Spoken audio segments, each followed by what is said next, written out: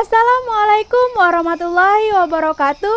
Hai, bertemu lagi dengan aku Dania Wulandari dari Fakultas Keguruan dan Ilmu Pendidikan, Program Studi Pendidikan Bahasa dan Sastra Indonesia, Angkatan 2020 Kelas B.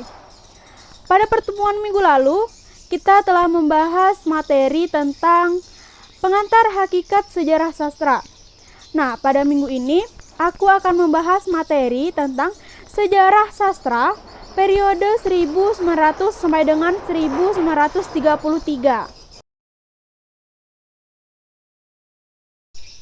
Langsung saja kita masuk pada materi yang pertama, yaitu bacaan liar dan Komisi voor de Volkslectuur atau Balai Pustaka.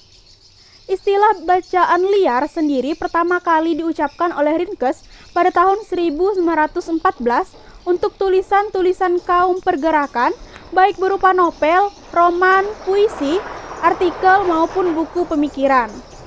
Pada waktu itu, pemerintah merasa khawatir terhadap bacaan berupa surat kabar dan karya sastra. Dari permulaan, bisa diidentifikasi bahwa bacaan liar atau karya sastra itu disebut liar atau salah satunya bermaksud untuk mendidik kaum kromo. Bagi kaum pergerakan, bacaan merupakan alat penyampai pesan dari orang-orang atau organisasi-organisasi pergerakan kepada kaum kromo. Sejarah sastra modern di Indonesia diawali dengan berdirinya Komisi voor de Volkslectuur atau sering disebut dengan Balai Pustaka. Nama tersebut telah bertahan hampir 100 tahun. Komisi ini pada awalnya dibentuk untuk menanggulangi bacaan liar yang beredar di masyarakat baik dalam bentuk surat kabar maupun cerita-cerita tulis yang membahayakan pemerintah kolonial Belanda pada masa itu. Sastra pada masa ini disebut dengan sastra masa kebangkitan, terutama pada periode 1920-an. Materi yang kedua, sajak-sajak sejarah sastra.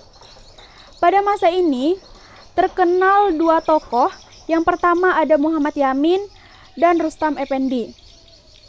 Di zaman penjajahan, Yamin termasuk segelintir orang yang beruntung karena dapat menikmati pendidikan menengah dan tinggi. Lewat pendidikan itulah, Yamin sempat menyerap kesusastraan asing, khususnya kesusastraan Belanda. Dengan demikian, dapat dikatakan bahwa tradisi sastra Belanda diserap Yamin sebagai intelektual sehingga ia tidak menyerap mentah-mentah apa yang didapatnya itu. Dia menulis puisi dan lakon yang berlatar belakang sejarah serta menerjemahkan sejumlah karya asing. Beberapa pengamat dan peninjau sastra mengatakan bahwa Muhammad Yamin dianggap sebagai pemula penyair dalam kasanah sastra Indonesia modern. Setelah dewasa dan matang, dia terjun ke gelangan politik dan tidak mencipta karya sastra lagi, karena ia ingin membantu memerdekakan negara Indonesia. Sajak-sajak yang pernah ditulis Yamin diantaranya ada Tanah Air dan Indonesia Tumpah Darahku. Tokoh yang kedua ada Rustam Effendi.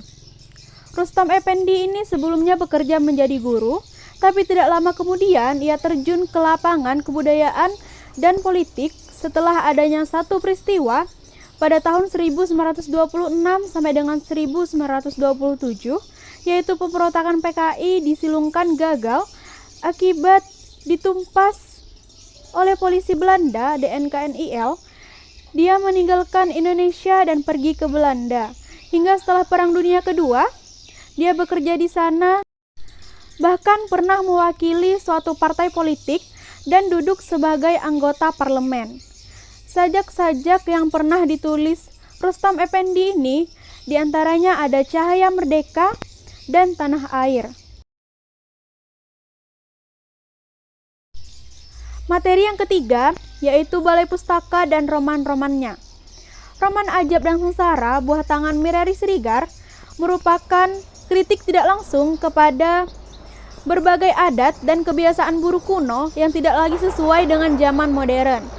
Roman tersebut merupakan roman pertama tentang kawin paksa dan buah tangan Muhammad Qasim, yaitu Muda Taruna pada tahun 1922 yang berupa hikayat.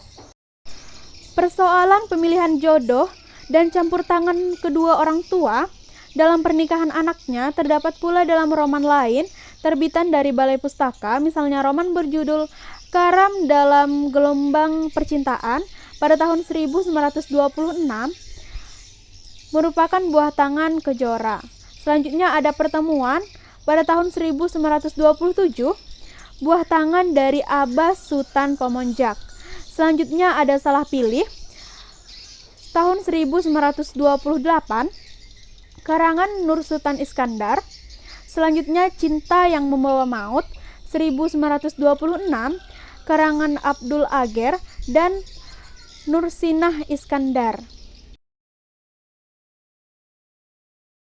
Materi yang terakhir ada Sanusi Pane 1095 sampai dengan 1968. Sanusi Pane ini merupakan sastrawan Indonesia angkatan pujangga baru.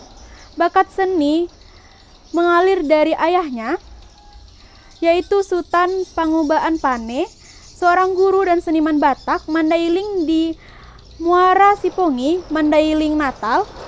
Karya-karyanya yang terkenal diantaranya Pancaran Cinta dan Prosa Berirama tahun 1926, Puspa Mega dan Kumpulan Sajak tahun 1927, Air Langga drama dalam bahasa Belanda tahun 1928, dan lain-lain.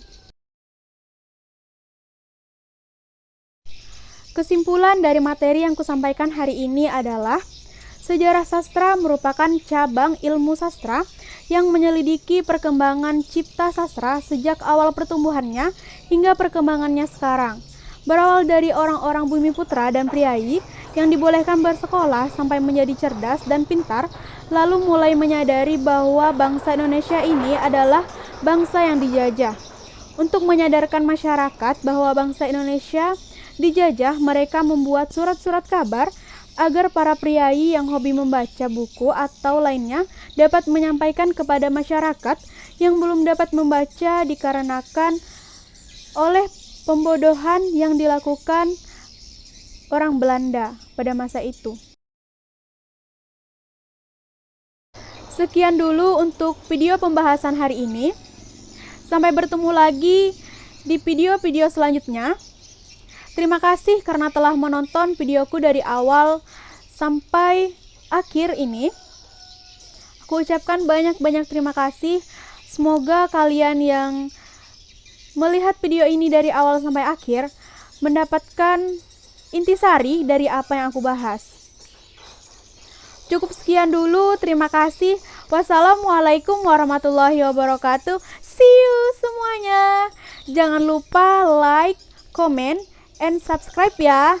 Bantu channel ini untuk menjadi channel yang bermanfaat bagi kita semua. Dadah!